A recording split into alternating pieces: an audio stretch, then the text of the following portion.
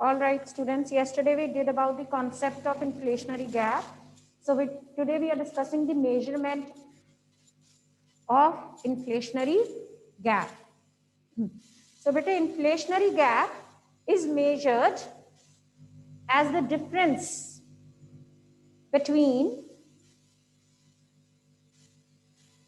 AD beyond full employment and AD at full employment. Inflationary gap is measured as the difference between AD at full employment and AD beyond full employment. ठीक है? So बेटे AD beyond full employment, I am referring it to as ADE, and AD at full employment, I am referring it as ADF. So their difference, that is AD beyond full employment and AD at full employment, is known as inflationary gap. Okay, you can write where ADE refers to AD beyond full employment and ADF refers to AD at full employment. Next, causes of excess demand or inflationary gap. Now, if the economy is suffering from the problem of excess demand or inflationary gap, obviously it is a problem, right? तो problem को solve करना है. Problem को तभी solve कर पाएंगे अगर हमें उसके कॉजेस पता हैं.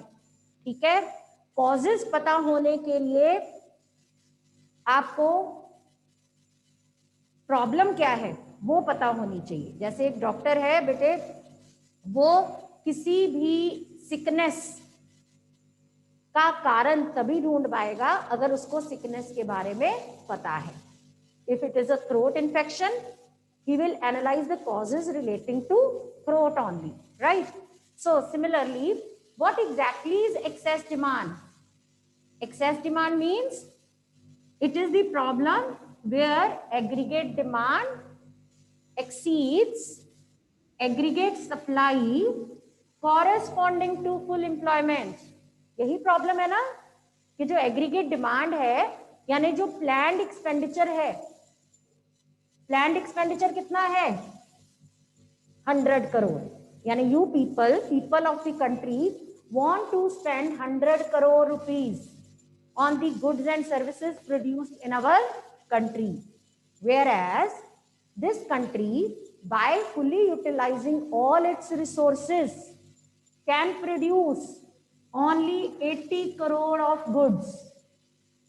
So which means you are planning to spend more than you are required to. Full employment maintain करने के लिए आपको सिर्फ 80 करोड़ रुपए खर्चने जरूरी हैं, लेकिन आप 100 करोड़ रुपए खर्चने को तैयार हैं. तो इसका मतलब ये आपकी डिमांड, ये प्रॉब्लम जो है इसको एक्सेस डिमांड की प्रॉब्लम कहा जाएगा, क्योंकि ये इकोनॉमी सिर्फ 80 करोड़ के गुड्स प्रोड्यूस करने की केपेबल है by fully utilising its resources. It cannot produce beyond its full employment, can it? आप अपनी फुल कैपेसिटी को एक्सीड कर सकते हो? नहीं.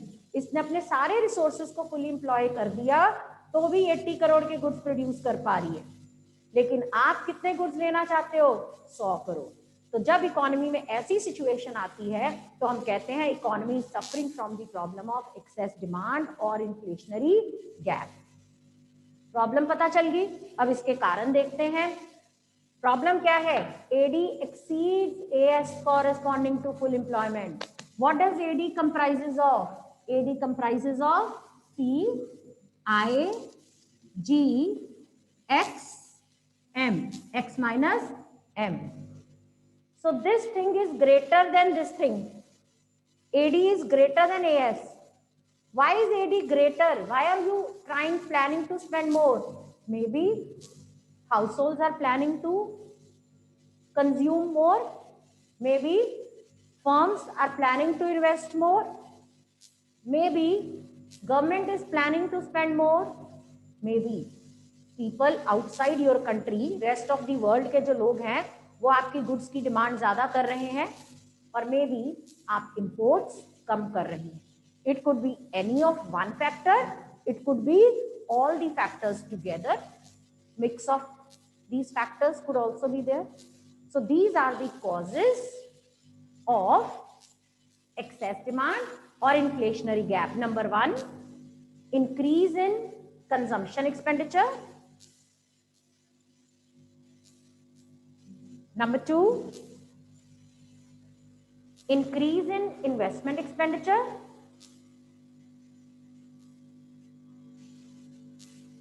Number three, increase in government expenditure.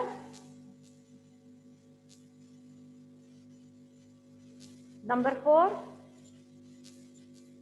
increase in exports or decrease in imports. Right? So इसकी explanation on the same lines as that of causes of deficient demand you can write. Now next, consequences of inflationary gap. Consequences of inflationary gap or excess demand.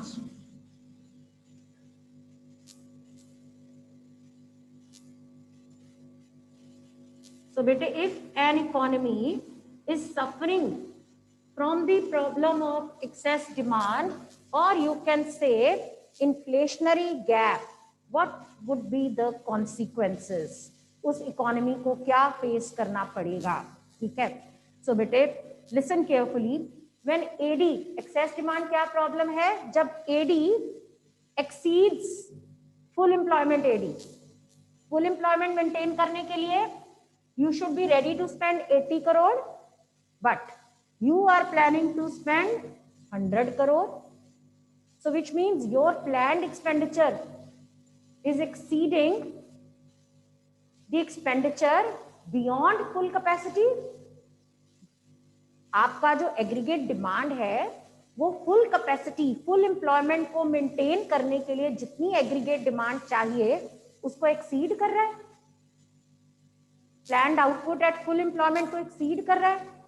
So because you can not increase your planned output.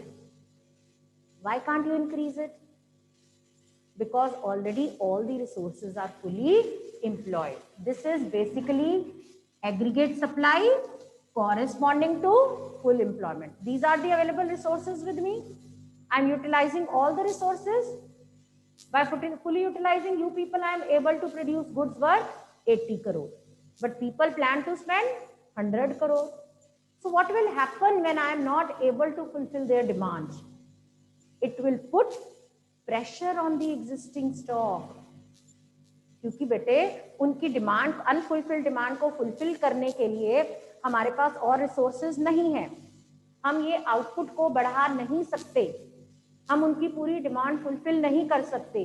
तो क्या होगा? It will put pressure on the existing stock of goods. So this, जब supply और demand में disequilibrium आएगा, pressure पड़ेगा existing stock के ऊपर, तो प्राइसेस राइज करेंगे. इकोनॉमी में इन्फ्लेशन आ जाएगी. ठीक है. That's why it is called as inflationary gap, a situation of rise in, continuous rise in general price level. वो कैसे आ रहा है? क्योंकि बेटे स्टॉक तो उतना ही है. लेट अस सपोज मार्केट में 80 बुक्स हैं, लेने वाले 100 बच्चे हैं, आप लाइन में लग गए.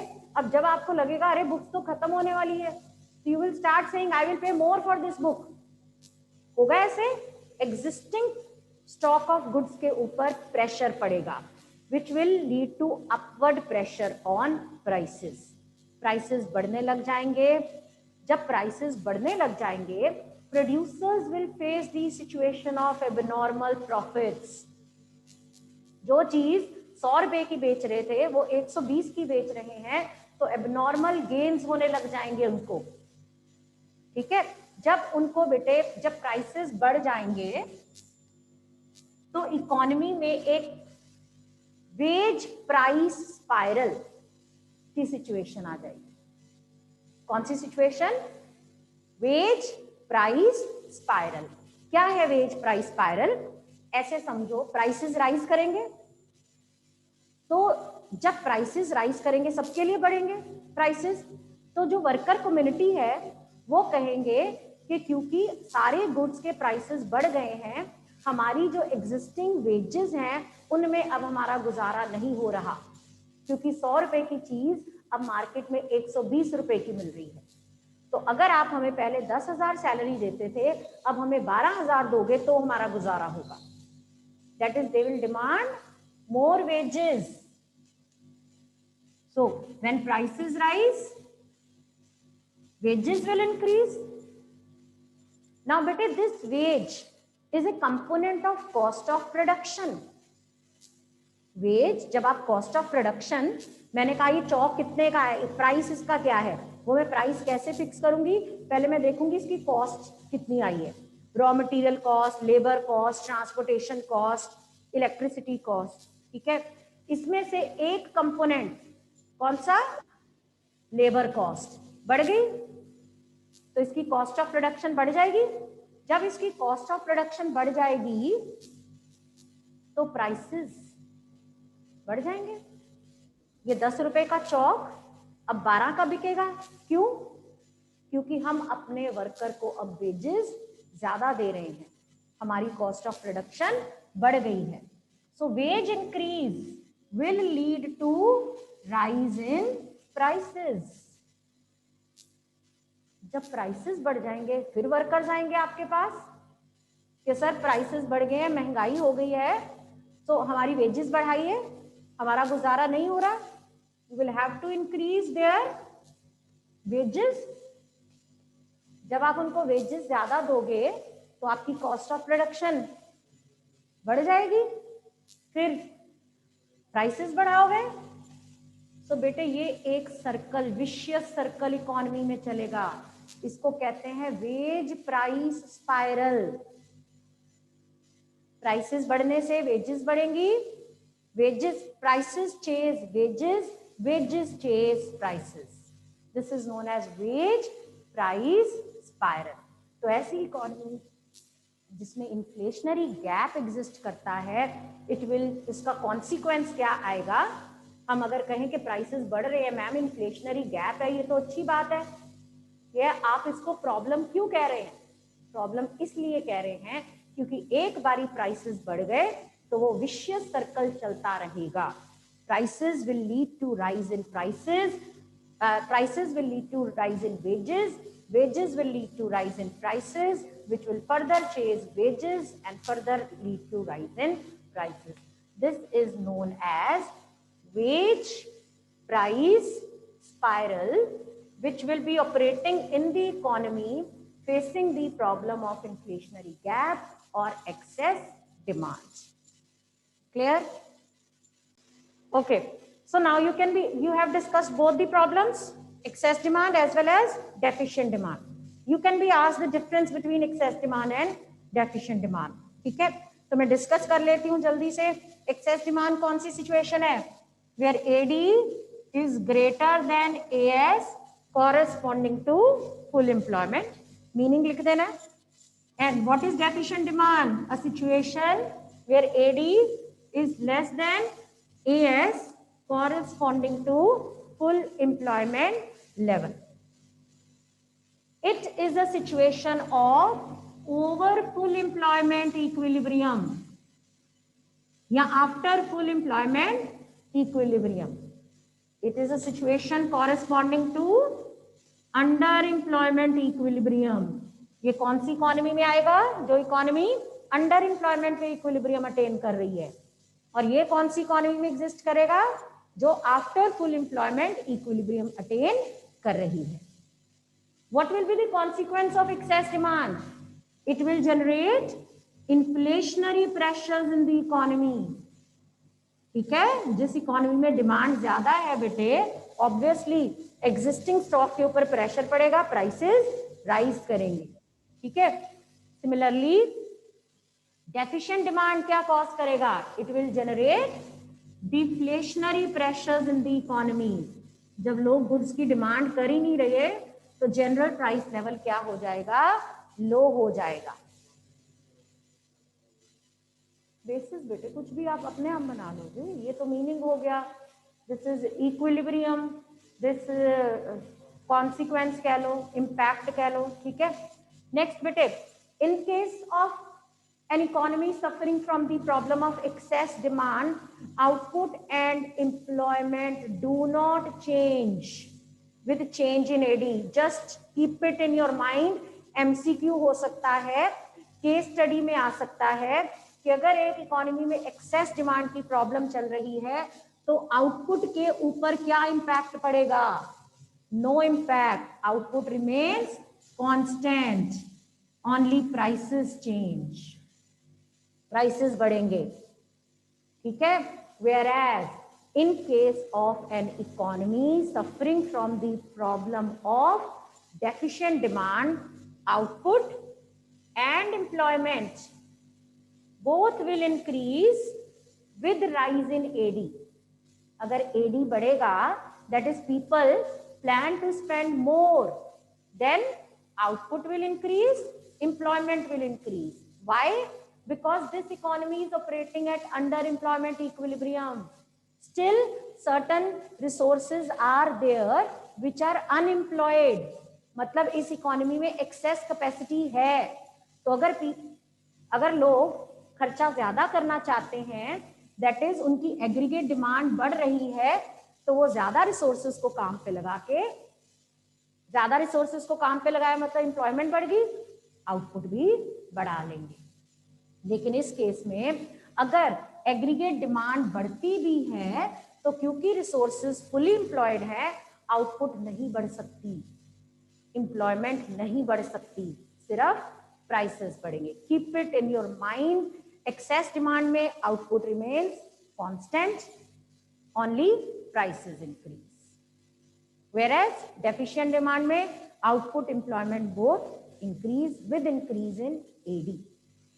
क्लियर? यानी जैसे अभी हमारी इकोनॉमी में डिफ्लेशनरी प्रेशर्स चल रहे हैं, डेफिशिएंट डिमांड है, ठीक है, तो गवर्नमेंट ने पैकेज दिया, मैंने कल न्यूज़पेपर की कटिंग्स भी भेजी थी, जस्ट गो थ्रू इट, एक बार पढ़ा जरूर करो बेटे, कुछ ना कुछ जरूर माइंड में बैठता है, बहुत ही रेलिवेंट थी वो। तो जो हमारे फाइनेंस मिनिस्टर ने पैकेज अनाउंस किया है उससे लोगों की इनकम बढ़ेगी, people will plan to spend more, when people plan to spend more तो प्रोड्यूसर्स क्या करेंगे? एम्प्लॉयमेंट बढ़ाएंगे, आउटपुट बढ़ाएंगे, तो हमारी प्रॉब्लम सॉल्व होने लग जाएगी। Got it? तो employment and output aggregate demand के बढ़ने से बढ़ती है if the economy is suffering from the problem of deficient demand. On same lines बेटे, difference between inflationary gap and deflationary gap, this you can do on your own, ठीक है। उसमें आप एक लाइन ये लिख सकते हो, inflationary gap results in prosperity. It has positive impact on the overall economic activity. अगर एक इकोनॉमी में इन्फ्लेशनरी गैप है, इन्फ्लेशनरी गैप क्या है बेटे? It is the situation of boom, prosperity, ये है बिजनेस साइकिल्स, ये इकोनॉमिक एक्टिविटी नॉर्मल, ये इन्फ्लेशन, इन्फ्लेशनरी प्रेशर, ये डिफ्लेशनरी प्रेशर। यहां पर बूम है, प्रॉस्पेरिटी है, और क्योंकि मैंने कहा अभी हम कौन सी सिचुएशन फेस कर रहे हैं? Deflationary. Are we happy with it? Why not? Because there is a recession, GDP contract हो रही है, वर्ल्ड बैंक ने बता दिया, मूडीज ने बता दिया 8.9% जीडीपी कॉन्ट्रैक्ट है। सो ये जो सिचुएशन है, it has an adverse impact on economic activity. This has a positive impact on economic activity, ठीक है। It results in depression in the economy. So ये हो जाएगा। Next बेटे, measures to correct the problem of excess demand and deficient demand. Last topic of this chapter, measures to correct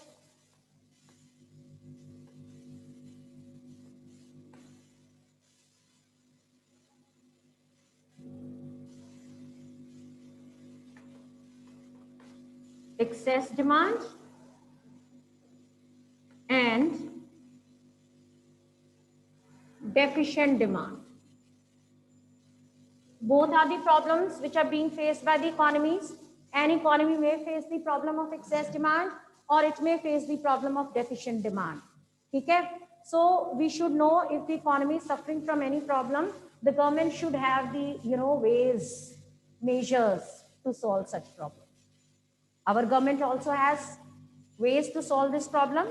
We can adopt these two policies, any of these two policy, mixture of these two policies to solve the problem. One, monetary policy, another, fiscal policy.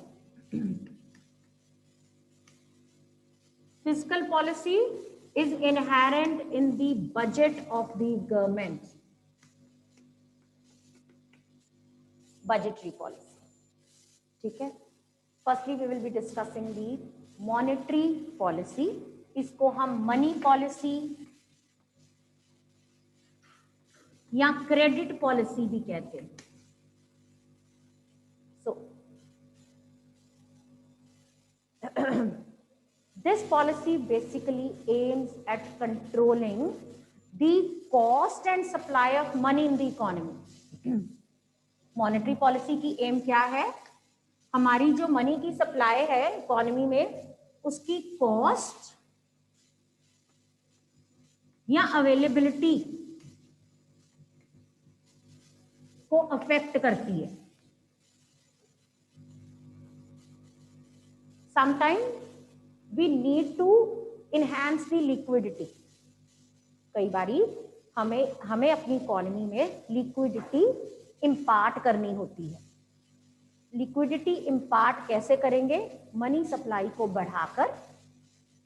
ठीक है, हम money supply को बढ़ाते हैं जिससे कि system को liquidity मिलती है. दैट इज समटाइम्स, अगर मैं कॉमन लैंग्वेज में बोलूं तो हमें लोगों को पैसे देने की जरूरत होती है. लोगों के हाथ में पैसे देने की जरूरत होती है. कोई भी इकोनॉमी ऐसे नहीं चल सकती कि हम पैसे बांट दें लोगों में. We have to increase the money supply in the economy by certain methods. जैसे जैसे हम ये चैप्टर करते जाएंगे आपको पता चलता जाएगा कैसे मनी सप्लाई बढ़ा सकते हैं. या मनी सप्लाई को सस्ता कर दो, कॉस्ट कम कर दो, उससे भी मनी सप्लाई बढ़ जाएगी. उसको कहते हैं बेटे expansion of money supply.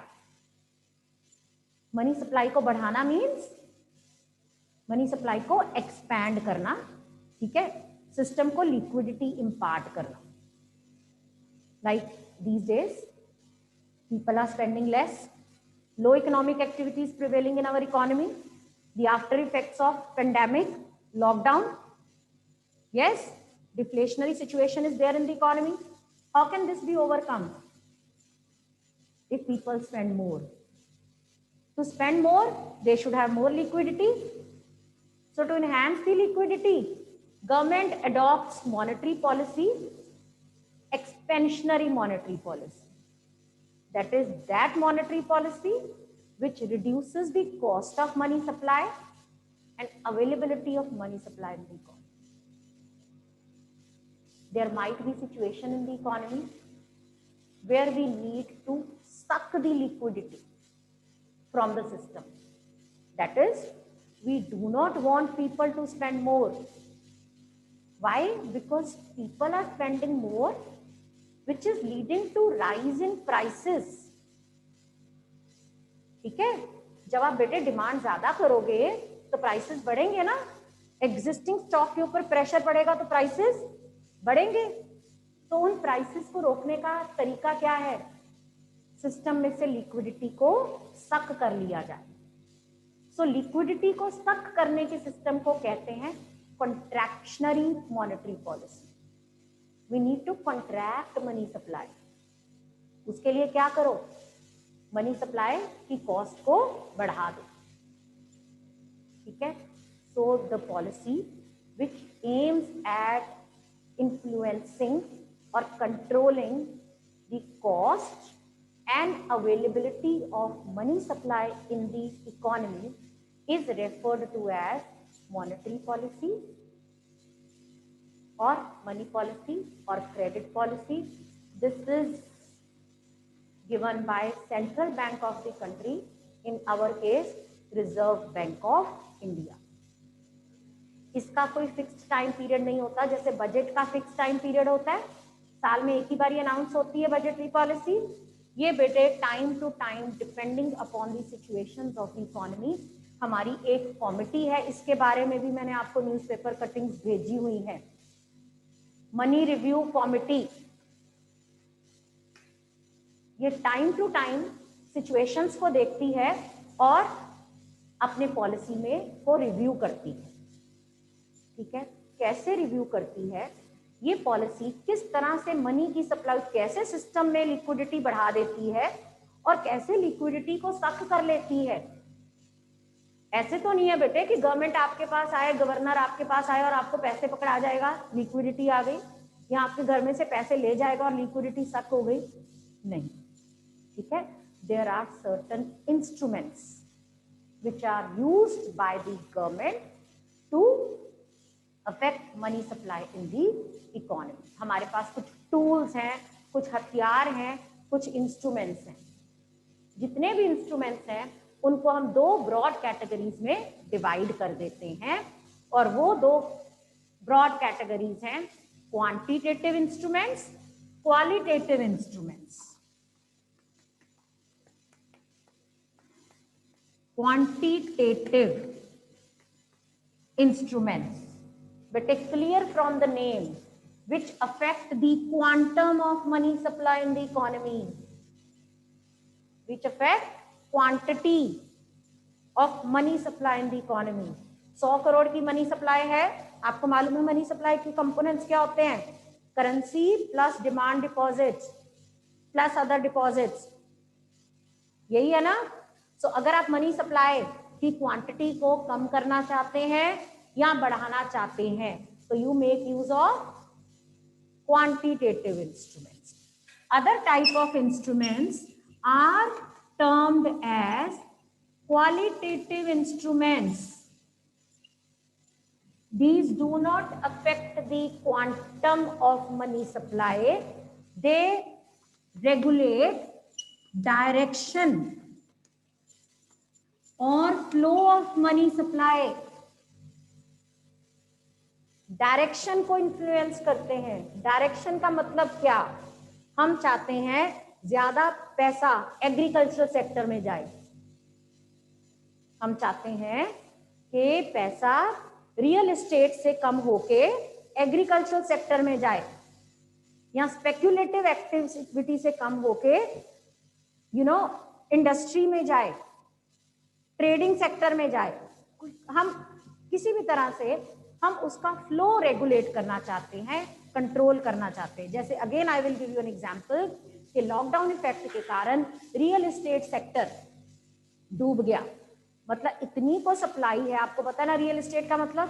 Property developers, metros में देखो, गुड़गांव में देखो, बेंगलुरु में देखो, चेन्नई में देखो, बेटे रियल एस्टेट डेवलपर्स मतलब उनके हजारों फ्लैट्स बने पड़े हैं जिसका कोई उनको बायर नहीं मिल रहा। Why? Because people do not have money.